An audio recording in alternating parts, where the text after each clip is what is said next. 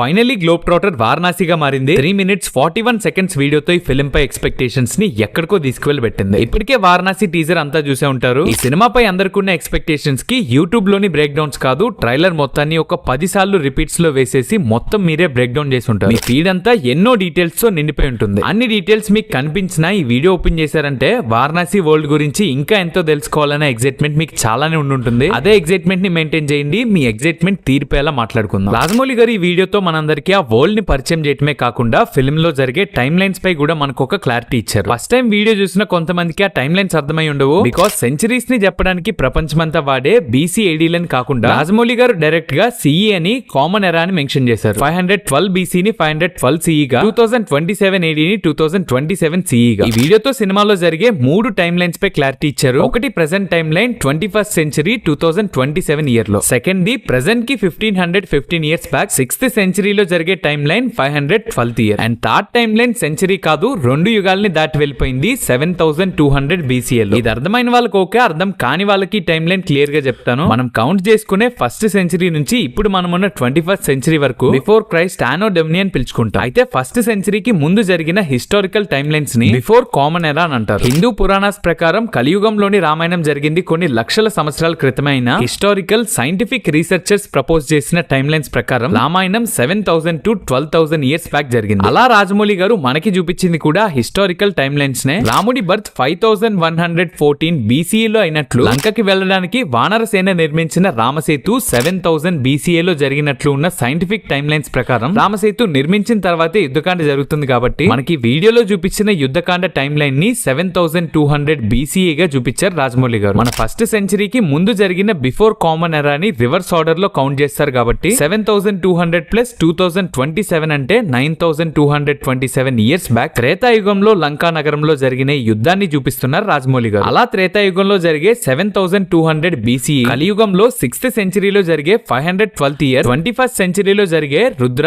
కుంభ, మందాకిని అంతా ఉండే 2027 time line. ఈ 3 టైమ్ లైన్స్ ని వారణాసి ఫిల్మ్ లో చూపిపోతున్నారు రాజమౌళి గారు. టైమ్ లైన్స్ గురించి బాగా ఎక్కేసి ఉంటుంది. ఇప్పుడు ఆ టైమ్ లైన్స్ లో చూపించిన టీమ్ 1 year పాటు ఎంతో కష్టపడి తయారు చేసిన విజువల్స్ లోని డీటెయిల్స్ చూసుకుంటే ఓపెనింగ్ షాట్ లోనే కాశీని చూపిస్తూ మొదలు పెట్టారు. ఆ కాశీని చూసిన వాళ్ళకి ఈజీగా అర్థమైపోయి ఉంటుంది అది ఇప్పటి కాశీ కాదని. 512 year లో ఉన్న కాశీ అది. ఈ వారణాసిని జస్ట్ ఒక ఫ్లాష్ బ్యాక్ సీన్ లో మాత్రమే చూపిస్తారా లేదా ఎక్కువ సేపే చూపిస్తారనే ఎగ్జైట్మెంట్ ఉంది నాకు. బికాస్ 1500 years బ్యాక్ వారణాసిని రాజమౌళి గారు ఎంత బ్యూటిఫుల్ గా చూపిస్తారనే ఎగ్జైట్మెంట్. ఆ ఆర్కిటెక్చర్ పొల్యూషనే లేకుండా ఫుల్ ట్రీస్ తో ఉన్న place, 1500 years back Kashi streets, అందులో నడుస్తున్న మనుషులు, ఇలా కొన్ని సెకండ్స్ చూపించిన ఈ షాట్ లోనే ఇంత బ్యూటిఫుల్ గా ఉందంటే ఇంకా మూవీలో బిగ్ స్క్రీన్స్ పై ఇంకెంత బ్యూటిఫుల్ గా ఉంటుందో ఈ 1500 years బ్యాక్ వారణాసిని రాజమౌళి గారు ఎంతసేపు చూపిస్తారో చూడాలి. ఇదే షాట్ ని కాస్త జూమ్ చేసి అబ్జర్వ్ చేస్తే ఇక్కడ కొంతమంది ఒక యజ్ఞం చేస్తూ ఉంటారు. అదే యజ్ఞాన్ని మనకి నెక్స్ట్ షాట్ లో చూపిస్తారు. ఇక్కడ వీళ్ళు చేసే యజ్ఞం గురించి కొన్ని థీరీస్ ఉన్నాయి, తర్వాత మాట్లాడుకుందాం. ఆ ఫైర్ నుంచి ఒక ట్రాన్సాక్షన్ తో పై నుంచి పడుతున్న ఆస్ట్రాయిడ్స్ ని చూపిస్తారు. అండ్ ఆ ఆస్ట్రాయిడ్స్ కి సంభవి అనే నేమ్ పెట్టారు. ఆ సంభవి అనే పేరు శివుని భార్య పార్వతీదేవిది. ఏ ఇంగ్లీష్ నేమో పెట్టకుండా ఇక్కడ కూడా శివుడు రిఫరెన్స్ ఉండేలా మన గోడెస్ నేమే పెట్టారు. ఆ కింద మూవీ జరిగే ప్రెసెంట్ టైమ్ లైన్ ని చూడొచ్చు. ఇయర్ 512 లో జస్ట్ ఆ యజ్ఞం షాట్స్ మాత్రమే వీడియోలో పెట్టారు. ఇక్కడ నుంచి వీడియో అంతా మూవీలోని మన గ్లోబ్ ట్రాటర్ రుద్ర చేసే గ్లోబల్ అడ్వెంచర్ లోని మెయిన్ సీక్వెన్సెస్ ఏంటి, అవి ఎంత గ్రాండ్ గా ఉండబోతున్నాయనే విజువల్స్ ని చూపించారు. అందులో first Ross ice shelf Antarctica అని చూపించారు. ఆ స్మూత్ ట్రాన్సిషన్ కోసం ఫస్ట్ ఇది చూపించారా లేదా ఇంటెన్షనల్ గానే చేశారో తెలియదు, కానీ సినిమాలో రుద్ర చేసే అడ్వెంచర్స్ లో డేంజరస్ అండ్ రిస్కీ అడ్వెంచర్ ఇది ఖచ్చితంగా అవుతుంది. బికాస్ వాళ్ళు చూపించిన రాస్ ఐస్ షెల్ఫ్ వరల్డ్ లోనే ఎంతో డేంజరస్ ప్లేస్. అంటార్టికా ఓషన్ లోని రాస్ సీ లో ఉన్న Ross ice shelf almost France అంత పెద్దది. మనకి రాజమౌళి గారు సినిమాటిక్ గా ఉండడానికి చూపించిన ఐస్ షెల్ఫ్ లా ఉండదు అక్కడ. ఈ బ్యాక్గ్రౌండ్ లో కనిపిస్తున్నట్లు చాలా ఫ్లాట్ గా డే కి కొన్ని మీటర్స్ మూవ్ అయ్యే చాలా రిస్కీ అండ్ డెడ్లీ ప్లేస్ అయిన రాస్ ఐస్ షెల్ఫ్ కి కామన్ పీపుల్ వెళ్ళటం ఇంపాసిబుల్. ఒకవేళ వెళ్ళినా తిరిగి రావటం ఇంపాసిబుల్. ఇప్పటిదాకా అక్కడికి వెళ్ళిన కొంతమంది రీసెర్చర్స్ కూడా ఎక్స్ట్రీమ్ ప్రికాషన్స్ అండ్ సేఫ్టీతో ఆ రాస్ ఐస్ షెల్ఫ్ ఎడ్జెస్ వరకు మాత్రమే వెళ్లారు. డీప్ ఇంటీరియర్ కి ఆల్మోస్ట్ ఇప్పటిదాకా ఎవరు వెళ్ళలేదు. బికాస్ అక్కడి conditions extremely dangerous and unpredictable గా ఉంటాయి. ఎగ్జాంపుల్ కి అక్కడ సర్ఫేస్ అంతా ఒక ట్రాప్ లాగా స్నో తో స్మూత్ గా కవర్ చేసి ఉంటుంది. బట్ అదంతా క్రాక్స్ తో 30 to 50 meters డెప్త్ తో ఉంటాయి. అడుగు పెట్టినోడు -40 degrees to -60 degrees Celsius temperature ఉన్న సీ లోపలికి వెళ్ళిపోవటమే, మినిట్స్ లో ఫ్రీజ్ అయిపోవటమే. ఈ కింద ఎంత డేంజరస్ గా ఉంటుందని రాజమౌళి గారు నెక్స్ట్ షాట్ లోనే చూపించారు. ఆ ఐస్ షెల్ఫ్ నుంచి సీలోకి టిల్ డౌన్ చేసిన విజువల్ లో అక్కడ ఫ్రీజ్ అయిపోయిన ఒక ఓల్డ్ షిప్ తో పాటు కింద ఫ్రీజ్ అయిపోయిన ఇంకొక ఇద్దరిని కూడా చూడొచ్చు. అక్కడ ఈ విజువల్ ఉంది కాబట్టి ఆ ప్లేస్ ఎంత రిస్కీ అని అని నేను ఈ ఎగ్జాంపుల్ మాత్రమే చెప్పాను. చెప్పుకుంటూ పోతే అక్కడికి వెళ్ళినోడు చావడానికి ఆ ప్లేస్ ఎంత రిస్కీ అని చెప్పడానికి చాలానే ఉన్నాయి. బట్ ఇది సినిమా కాబట్టి రాజమౌళి గారు ఆ ప్లేస్ ని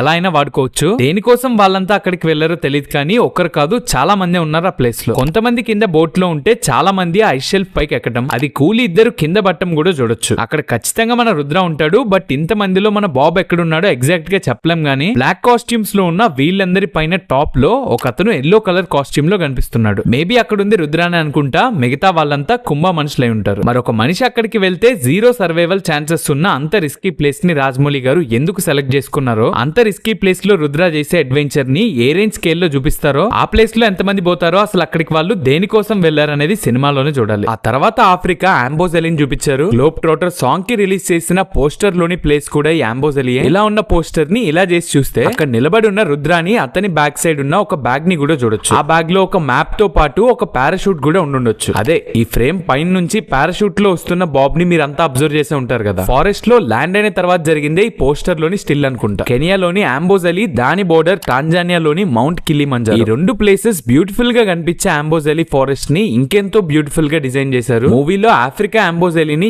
ఎంత బ్యూటిఫుల్ గా క్యాప్చర్ చేసి చూపిపోతున్నారనే దానికి విజువల్ ఒక శాంపుల్. రాస్ ఐస్ షెల్ఫ్ లాగే ఇక్కడికి కూడా రుద్ర ఒక మ్యాప్ పట్టుకొని దేనికోసమో వచ్చాడు. బట్ ఇక్కడికి ఒంటరిగా రాలేదు. తనతో పాటు ప్రియాంక చోప్రా చేస్తున్న మందాకిని క్యారెక్టర్ కూడా ఉంది. ఈ మార్నింగ్ విజువల్ లో చూపిలేదు. అదే ప్లేస్ లో నైట్ టైం జరిగిన విజువల్ లో చూడొచ్చు. అదే ఆంబోజెలిలో నైట్ టైం హిపోస్ ఒక మంకీని అటాక్ చేయడానికి చూస్తుంటే దాన్ని సేవ్ చేయడానికి పక్కనే బోట్ నుంచి ఒక రోప్ ఇసురుతున్న రుద్రాని చూడొచ్చు. ఇలా కాదు, ఇలా చూస్తే మీకు క్లియర్ గా అర్థమవుతుంది. ఒక రోప్ ని ట్రీకి కట్టేసి ఇంకొక రోప్ తో ఆ మంకీని సేవ్ చేయడానికి విసురుతున్నాడు రుద్ర. తన పక్కనే ఒక వెస్టర్న్ అవుట్ఫిట్ లో ఉన్న మందాకిని కూడా చూడొచ్చు. రుద్ర ఈ పోస్టర్ లో ఉన్న కాస్ట్యూమ్ లోనే ఉన్నాడు. అండ్ రుద్ర పక్కన ఉంది ఏంటని ఎగ్జాక్ట్ గా అర్థం అవట్లేదు కానీ తన బ్యాగ్ గా అయ్యి ఉంటుంది. మరి ఆ హిపోస్ ఏంటి, ఆ మంకీ ఏంటి, ఆ మంకీ అక్కడికి ఎలా వచ్చింది, దాన్ని రుద్ర ఎందుకు సేవ్ చేస్తున్నాడు? సినిమా మొత్తం రుద్ర పక్కన తన పెట్ల ఈ మంకీ కూడా ఉంటుందా? ఆ మ్యాప్ తో మందాకిని రుద్ర ఆంబోజెలికి ఎందుకు వచ్చారో మూవీలో చూడాలి. మూవీలో చూడాలంటమే కాదు, వాళ్ళు ప్రతి ప్లేస్ కి దేనికోసం వెళ్లారనే థీరీస్ ని లాస్ట్ లో మాట్లాడతాను. ఆ నెక్స్ట్ చాలా స్మూత్ ట్రాన్సిషన్ తో ఉగ్రబట్టి కేవ్స్ ఫనాన్షియల్ అని ఒక కేవ్స్ ని చూపిస్తారు. ఇందులో ఉన్న అమ్మవారి గురించి తర్వాత ముందు ఇందాక మాట్లాడుకున్న ప్లేసెస్ లాగే ఉగ్రబట్టి కేవ్స్ ఫనాన్షియల్ అనే ప్లేసెస్ రియల్ గా ఉన్నాయంటే ఈ ప్లేస్ వారణాసి మూవీ కోసం రాజమౌళి గారు ఫిక్షనల్ గా క్రియేట్ చేసింది. ఈ నేమ్ తో రియల్ గా ఎలాంటి ప్లేస్ లేదు. ఇంకా అక్కడ కనిపిస్తున్న అమ్మవారి గురించి మాట్లాడితే జెన్యూన్ గా వారణాసి ట్రైలర్ ముందు దాకా ఇక్కడ కనిపిస్తున్న అమ్మవారి గురించి నాకేం తెలియదు. మీలాగే చినమస్తా దేవి కథని వీడియో తర్వాత తెలుసుకున్నాను. తన సహచరుల ఆకలి తీర్చడానికి చినమస్తా దేవి తన తలని తనే నరుక్కొని అందులో నుంచి వచ్చే 3 దారాల రక్తంలో 2 దారాల రక్తాన్ని తన సహచరులు డాకిని వర్ణినికిచ్చి ఇంకొక దార రక్తాన్ని చినమస్తా దేవి అమ్మవారే తాగుతూ ఉండే ఆవిడ రూపాన్ని రాజమౌళి గారు ఆయన ఫిక్షనల్ గా క్రియేట్ చేసిన ఉగ్రబట్టి కేవ్స్ లో చూపించారు. అయితే ఈ చినమస్తా అమ్మవారి గురించి మనకెందుకు ముందే తెలియదని చూస్తే మనం గొలిచే అమ్మవారిలా ఈ చినమస్తా దేవి అమ్మవారిని అందరూ కాదు తాంత్రికులు పూజిస్తారు. శాంతమైన స్వరూపంలో ఉన్న అమ్మవారిని మనమంతా కొలుచుకుంటే ఇంత భయానక రూపంలో ఉన్న చినమస్తా దేవిని తాంత్రికులు వాళ్ళ తంత్ర విద్యల్లో ఉన్నత స్థాయికి వెళ్ళడానికి పూజిస్తారని తెలిసింది. అలాని నార్మల్ పీపుల్ పూజించకూడదని కాదు. మన ఇండియాలోనే హిమాచల్ ప్రదేశ్, జార్ఖండ్ లాంటి ప్లేసెస్ లో చినమస్తా దేవి టెంపుల్స్ కూడా ఉన్నాయి. అండ్ కొంతమందికి చినమస్తా దేవి అమ్మవారు కులదైవం కూడా అంట. అయితే మాంత్రికులు వాళ్ళ తంత్ర విద్యల్లో ఉన్నత స్థాయికి వెళ్ళడానికి పూజిస్తారని చెప్పా కదా. ఎగ్జాక్ట్ గా కథలో దీనికోసమే రాజమౌళి గారు చినమస్తా దేవి అమ్మవారిని చూపిస్తున్నారు. ఇక్కడ శారీతో గాల్లో నుంచి పడుతున్న మందాకిని క్యారెక్టర్ ని, ఇక్కడ వేలాడుతున్న రుద్ర క్యారెక్టర్ ని మీరంతా అబ్జర్వ్ చేసే ఉంటారు. బట్ చినమస్తా దేవి విగ్రహం కింద ఒక గ్రీన్ కలర్ లైట్ ని అబ్జర్వ్ చేస్తే అక్కడ కనిపించే వెలుతురు ఏదో కాదు, అక్కడ ఒక మాంత్రికుడు కూర్చొని ఏదో పూజిస్తున్నాడు. మనం చాలా ఫిలిమ్స్ లో చూస్తాం కదా, విలన్స్ ఏదైనా సాధించడం కోసం, ఏదైనా పవర్స్ కోసం ట్రై చేస్తున్నప్పుడు తన పక్కన ఒక మాంత్రికుడు ఉండటాన్ని. తనెంత మేధావైనా ఇలాంటి పవర్స్ విషయాల్లో వాళ్ళ సజెషన్స్ తీసుకుంటూ ఉంటారు. అలాగే ఈ మూవీలో కుంభాకి కావాల్సిన దానికోసం ఈ మాంత్రికుడు అయి ఉండొచ్చు. లేదా తనకి పీక్ మంత్రశక్తులు రావటం కోసం చినమస్తా దేవి అమ్మవారిని పూజిస్తున్న ఈ మాంత్రికుడిని కుంభ తర్వాత కలిసి ఉండొచ్చు. ఈ పైన నుంచి కింద పడుతున్న లేడీ మందాకిని ఆర్ ఇంకెవరైనా క్లారిటీగా చెప్పలేం గానీ ఆ మాంత్రికుడు తన పవర్స్ కోసం ఈ లేడీని అక్కడ బలిస్తూ ఉండొచ్చేమో. Priyanka Chopra first look poster release చేసినప్పుడు తన చుట్టూ ఉన్న లొకేషన్స్ కూడా ఉగ్రబట్టి కేవ్స్. అండ్ ఈ విజువల్స్ లో బ్లాక్ కాస్ట్యూమ్స్ లో ఉన్న వాళ్ళంతా సేమ్ రాస్ ఐస్ షెల్ఫ్ లాగే కుంభ మనుషులై ఉంటారు. బట్ వీళ్ళంతా కలిసే ఏదో ఒక దాని కోసం ఇలా అడ్వెంచర్ చేస్తున్నారా, లేదా కుంభాకది దక్కకుండా రుద్ర వాటిని ముందే దక్కించుకోవడానికి వెళ్ళటం, వాళ్ళ వెనకే వాళ్ళని పట్టుకోవడానికి కుంభ మనుషులు రావటం సాహసం ఫిలిం లోలా జరుగుతుందా అనేది మూవీలో చూడాలి. దీని గురించి ఇంకా క్లియర్ గా థీరీస్ చెప్తున్నప్పుడు మాట్లాడతా. మరి ఇక్కడ ఈ మాంత్రికుడు దేనికోసం పూజిస్తున్నాడు, ఆ కేవ్స్ లో మందాకిని రుద్ర ఎవరితో ఎందుకు ఇలా ఫైట్ చేస్తున్నారు, ఈ ఉగ్రబట్టి కేవ్స్ ని రాజమౌళి గారు ఎలా చూపిస్తారు, అక్కడ అడ్వెంచర్ ఏ రేంజ్ లో ఉంటుందో మూవీలో చూడాలి. ఆ నెక్స్ట్ ఆడియన్స్ అందరినీ సర్ప్రైజ్ చేసిన విజువల్, ఈ సినిమాపై ఎన్నో థీరీస్ మాట్లాడుకునేలా చేసిన విజువల్. ఈసారి విజువల్ లోని ట్రాన్సాక్షన్ కాదు, మ్యూజిక్ లో పీక్ ట్రాన్సాక్షన్ ఎక్స్ప్లెనేషన్ ఇచ్చి కీరవాణి గారు ఒక్కసారిగా గూస్ బంప్స్ తెప్పించారు. కేవ్స్ పైన ఉన్న కొండల పైన నుంచి త్రేతాయుగం లంకా నగరంలోని ఒక లోయలోకి, ఆ లోయలోని హనుమంతుల వారి తోకని చూపిస్తూ అలా హనుమంతుడి అసలైన రూపాన్ని రాజమౌళి గారు చూపించిన విజువల్ కే మైండ్ పోయింది అనుకుంటే, అలా తీసుకువెళ్లి వానరసేన పైన నుంచి ఎదురుగా అటాక్ చేస్తున్న కుంభకర్ణుడిపై రాములు వారు బాణం గురిపెట్టిన విజువల్, ఆ బ్యాక్గ్రౌండ్ లో రామ అని మొదలైన ఓకల్స్ గూస్ బంప్స్ కాదు, ఒక ట్రాన్స్ లోకి తీసుకువెళ్ళిపోయాయి. మూవీలో జరిగే 3 టైమ్ లైన్స్ లో 2 టైమ్ లైన్స్ లోని షార్ట్స్ ని చూసుకున్నాం. 2027 CE లో గ్లోబ్ ట్రోటర్ రుద్ర చేసే గ్లోబల్ అడ్వెంచర్స్ అన్ని మాట్లాడుకున్నాం. ఇప్పుడు టైమ్ ట్రోటర్ రుద్ర చేసే టైం ట్రావెల్ గురించి మాట్లాడే టైం వచ్చింది. ఈ విజువల్ లో హనుమంతుల వారి తోకపై నుంచి ఒక రథం వెళ్తున్నట్లు మీరంతా అబ్జర్వ్ చేసే ఉంటారు. కొంతమందికి ఆ రథంపై వెళ్తుంది ఎవరని కూడా తెలిసిపోయి ఉంటుంది. తెలియని వాళ్ళకి ఇలా కాదు, ఈ ఇమేజ్ ని ఇలా చేసి చూస్తే క్లియర్ గా అర్థమవుతుంది. హనుమంతుల వారి తోకపై వెళ్తున్న రథంలో ఆ రథాన్ని నడుపుతున్న వ్యక్తే కాదు, బ్యాక్ సైడ్ ఇంకొక పర్సన్ కూడా ఉంటాడు. అండ్ ఆ పర్సన్ వీల్ చైర్ లో ఉన్నాడు. వాళ్ళెవరో కాదు, అక్కడ ఉన్నది కుంభ అండ్ రుద్ర. 2027 CE నుంచి 9227 ఇయర్స్ బ్యాక్ 2 యుగాలు దాటి రామాయణం జరిగిన త్రేతాయుగం టైంలోకి టైం ట్రావెల్ చేసి వెళ్లారు. అంటే ఈ విజువల్స్ లో ఉన్న సీక్వెన్స్ లో రుద్రగా ఒక మహేష్ బాబుని, శ్రీరాముడిగా ఇంకొక మహేష్ బాబుని చూస్తాం. అండ్ ఆల్సో కలియుగంలోని కుంభని, త్రేతాయుగంలోని కుంభకర్ణుని కూడా యుద్ధకాండలో ఒకేసారి చూస్తాం. టైం ట్రావెల్ చేశారని మాకు తెలుసు, అక్కడికి ఎందుకు వెళ్లారు, ఎలా వెళ్లారు అనేది చెప్పంటే హనుమంతుని తోకపై ఉన్న వేళ్ళని కాదు, ఆయన రైట్ హ్యాండ్ లో ఉన్నదాన్ని అబ్జర్వ్ చేస్తే సంజీవిని మొక్కను చూడొచ్చు. ఆ సంజీవిని కోసమే రుద్ర కుంభ త్రేతాయుగానికి టైం ట్రావెల్ చేసి వచ్చుండొచ్చు. వాళ్ళు రావడానికి ఇంకొక థియరీ కూడా ఉంది. అది చెప్పే ముందు వీళ్ళు ఇక్కడికి ఎలా వచ్చారనేది వీడియోలో హింట్ వదిలేరా అంటే, త్రేతాయుగం లంకా నగరాన్ని చూపించిన షార్ట్ తర్వాతే వారణాసి మణికర్ణిక ఘాట్ ని చూపిస్తారు. ఒకదాని తర్వాత ఇంకొకటి ప్రతిదీ ఇంటెన్షనల్ గానే పెట్టారు. ఈ మణికర్ణిక ఘాట్ నుంచే వీళ్ళు టైం ట్రావెల్ చేసి ఇక్కడికి వచ్చుంటారు. బికాస్ కాశీలోని మణికర్ణిక ఘాట్ అనేది భూమి పైన మనుషులకి, ఆకాశానికి ఒక దారిలాగా. అంటే చనిపోయిన వాళ్ళకి శివుడు ఈ మణికర్ణిక ఘాట్ దగ్గరే మోక్షం ఇస్తాడని నమ్మకం ఉంది కాబట్టి త్రేతాయుగాన్ని, అందులో టైం ట్రావెల్ చేసి వచ్చిన కుంభ రుద్రాన్ని చూపించి రాజమౌళి గారు ఆ నెక్స్ట్ డే మనకి మణికర్ణిక ఘాట్ ని, అందులో నుంచి ఏదో ఎనర్జీ పాస్ అవుతున్నట్లు చూపించారంటే అర్థం చేసుకోవచ్చు. ఇక్కడికి టైం ట్రావెల్ చేసి వచ్చిన వీళ్ళు ఎక్కడి నుంచి వచ్చారని రాజమౌళి గారు ఈ విజువల్స్ తో చెప్తున్నారు. ఇక్కడ నుంచి డాట్స్ కనెక్ట్ చేసుకుంటూ వెళ్తే ఈ globe trotter, time trotter adventures కి కొన్ని థియరీస్ ఉన్నాయి. ఫస్ట్ థియరీ, కుంభకి ఉన్న డిసబిలిటీస్ పోవడానికి, ప్రపంచాన్ని తను కంట్రోల్ చేయడానికి తనకి ఏదో ఒక పవర్ కావాలి. ఆ పవరే త్రేతాయుగంలో లక్ష్మణుడి ప్రాణాలు కాపాడిన సంజీవిని. త్రేతాయుగంలోని సంజీవిని ఇన్ని వేల సంవత్సరాల తర్వాత కూడా ఈ భూమి పైన ఉంటుందని కుంభ ప్రపంచమంతా సంజీవిని వెతికిస్తూ ఉండొచ్చు. దాన్ని వెతకడానికి కుంభ వారణాసిలోని రుద్రాన్ని తన దగ్గరికి తెప్పించుకొని ఉండొచ్చు. మనం షూట్ లీక్డ్ వీడియోలో చూసినట్లు ఫస్ట్ కుంభ కోసమే పనిచేసిన తర్వాత తను చేసేది ఆపేళ్ల రుద్ర మారతాడేమో. కొన్ని మంత్స్ బ్యాక్ వచ్చిన న్యూస్ ప్రకారం మూవీలో ప్రియాంక చోప్రా మహేష్ బాబు కి హీరోయిన్ కాదు, పృథ్వీరాజ్ పార్ట్నర్, పృథ్వీరాజ్ పక్కనే ఉండే నెగిటివ్ క్యారెక్టర్ అని చూశాను అక్కడ. ఈ టీజర్ తో కుంభకి పార్ట్నర్ కాదని క్లారిటీ వచ్చినా మందాకిని కుంభ మనిషి అనిపిస్తుంది. సంజీవిని తెమ్మని రుద్రానే కాదు, తనతో పాటు తన మనిషి మందాకిని కూడా పంపిస్తాడేమో. ఈ ప్రాసెస్ లో కుంభ మనిషి మందాకిని కూడా రుద్ర సైడ్ వచ్చేయటం, మందాకిని రుద్ర ఇద్దరు కలిసి కుంభకి ఎదురు వెళ్ళటం జరుగుతుందేమో. ప్రపంచమంతా తిరిగిన సంజీవిని దొరకదు, ఇంకా సంజీవిని తేవాలంటే యుగాలు దాటి త్రేతాయుగానికి వెళ్లాల్సిందే అని టైం ట్రావెల్ చేసి కుంభ రుద్ర త్రేతాయుగానికి వెళ్తారనేది ఒక థియరీ. సెకండ్ థియరీ వచ్చేసి కుంభకి సంజీవిని కావాలనేది ఒకటే, కానీ Rudra, Mandakini and Kumbh team అంతా వెతుకుతుంది యుగాల క్రితం ఉన్న సంజీవిని కాదు. ఆ సంజీవి త్రేతాయుగంలోనే ఉంటుంది. బట్ ఈ వీడియోలో చూపించిన వీళ్ళు ప్రపంచమంతా చేసే అడ్వెంచర్ త్రేతాయుగానికి వెళ్ళడానికి మార్గం కోసం అయి ఉంటుంది. గ్లోబ్ ట్రోటర్ ఈవెంట్ లో కీరవాణి గారు కుంభ క్యారెక్టర్ గురించి ఇచ్చిన స్పీచ్ లో ఇలా అంటారు, ఆ వ్యక్తి ఒక కల కన్నాడు. ఆ కలలో ఉన్న విషయాలు తెలుసుకుని జనం అతన్ని పిచ్చోడని వెక్కిరించారు, ఎగతాళి చేశారు, నవ్వుకున్నారు.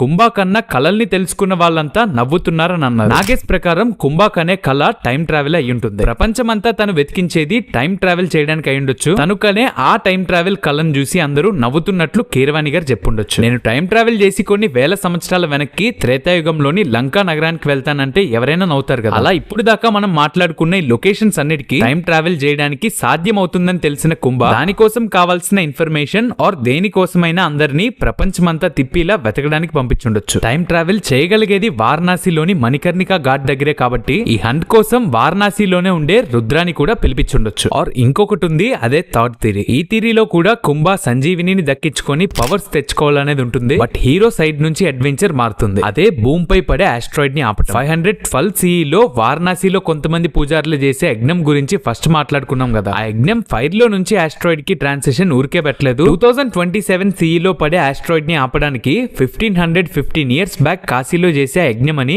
రాజమౌళి గారు విజువల్స్ తో చూపించారు. ఆస్ట్రాయిడ్స్ పడకుండా ఉండడానికి రుద్ర అడ్వెంచర్ చేసి ఉండొచ్చు. ఆస్ట్రాయిడ్స్ పడడానికి కారణమే రామాయణంలో జరిగిన ఏదైనా ఈవెంట్ అయి ఉండొచ్చు. త్రేతాయుగంలో జరిగిన ఈవెంట్ వల్ల 2027 లో ఆస్ట్రాయిడ్ పడుతుందని 512 years లోనే గ్రహించి దాన్ని ఆపడానికి యజ్ఞం చేసుంటారు. ప్రపంచాన్ని और జనాన్ని కాపాడడానికి రుద్ర టైం ట్రావెల్ చేసి ఆస్ట్రాయిడ్ పడడానికి కారణమైన ఈవెంట్ ని ఆపడానికి ప్రయత్నిస్తాడేమో. ఈ థియరీ వినడానికి చాలా ఫ్యాంటసీగా ఉన్నా వినడానికి కన్విన్సింగ్ గా ఉండకపోవచ్చు. మరి కథకి ఆస్ట్రాయిడ్స్ కి సంబంధం ఏంటని ఎన్ని రకాలుగా ఆలోచించినా నాకు ఈ థియరీయే కరెక్ట్ అనిపిస్తుంది. వీడు ఇన్ని థియరీస్ చెప్పాడేంటి అనుకోకండి. నేను చెప్పిన ప్రతిదీ ముందుది కాదని చెప్పట్లేదు, ముందు దాంతో పాటు ఇది కూడా జరగొచ్చని చెప్తున్నా. మరి ఆస్ట్రాయిడ్ ది ఎంతవరకు కరెక్ట్ అవుతుందో తెలియదు కానీ కుంభాకి పవర్స్ రావడానికి సంజీవిని కోసం తను చేపించే హంట్ ఈ గ్లోబల్ అడ్వెంచర్ లోకి కుంభాకి అది దక్కకుండా ఆపడానికి రుద్ర వస్తాడా, లేదా రుద్ర కుంభా కోసమే అడ్వెంచర్ మొదలుపెట్టి తనకే ఎదురు తిరుగుతాడా? రుద్రకి కుంభాకి కాన్ఫ్లిక్ట్ ఎలా వస్తుంది? వీళ్ళిద్దరూ కలిసి త్రేతాయుగంలోకి టైం ట్రావెల్ ఎలా చేస్తారు? ఈ అడ్వెంచర్ మొత్తాన్ని మూవీలోనే చూడాలి. రాజమౌళి గారు క్రియేట్ చేసిన క్యారెక్టర్స్, ఆ క్యారెక్టర్ పేర్లు, వాటి మీనింగ్స్ అన్ని మీరు ఎన్నో వీడియోస్ లో చూసే ఉంటారు. అవి మళ్ళీ కొత్తగా నేను చెప్పాల్సిన అవసరం లేదు.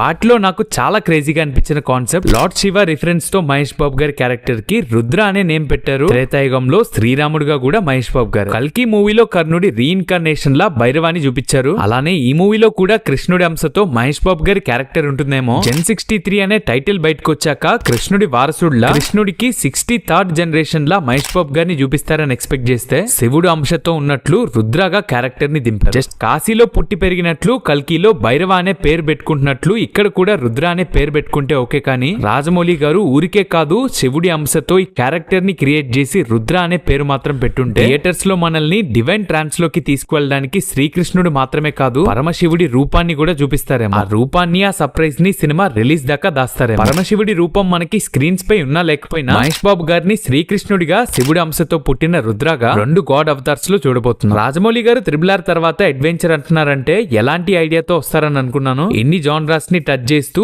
ఈ రేంజ్ ఐడియాతో వస్తారని నేను కాదు, ఎవరు ఎక్స్పెక్ట్ చేయలేదు. ఈ క్రేజీ కాన్సెప్ట్ కోసం పిచ్చిగా వెయిట్. ఇది వారణాసి టైటిల్ టీజర్ లో నాకు కనిపించిన డీటెయిల్స్, నాకు కనిపించిన థియరీస్. వీడియో రావడానికి చాలా టైం తీసుకున్నా కానీ ఈ గ్యాప్ లో మీరు తెలుసుకున్న డీటెయిల్స్ కంటే కొంచెం కొత్తవే, కొంచెం ఇంట్రెస్టింగ్ గానే చెప్పాను అనుకుంటున్నాను. ముందే సబ్స్క్రిప్షన్ అడిగి మిమ్మల్ని డిస్టర్బ్ చేయకుండా మిమ్మల్ని ఇక్కడ దాకా కూర్చోబెడతాననే నమ్మకంతో ఇప్పుడు అడుగుతున్నాను. ఛానల్ ఓపెన్ చేసి కంటెంట్ చెక్ చేసి నచ్చితే సబ్స్క్రైబ్ చేసుకుని బెల్ ఐకాన్ ని ఆల్ లో క్లిక్ చేసి పెట్టుకోండి. ఇలాంటి కంటెంట్ తో మిమ్మల్ని ఎంటర్టైన్ చేస్తూనే ఉంటాను. ఇక్కడ దాకా చూసారంటే ఖచ్చితంగా వీడియో నచ్చే ఉంటుంది. మర్చిపోకుండా లైక్ చేసి వెళ్ళండి. మీ ఫ్రెండ్స్ లోని బాబ్ ఫ్యాన్స్ కి అండ్ మూవీ లవర్స్ కి వీడియో షేర్ చేయండి. That's the video guys. మరో ఇంట్రెస్టింగ్ వీడియోతో మళ్ళీ కలుద్దాం.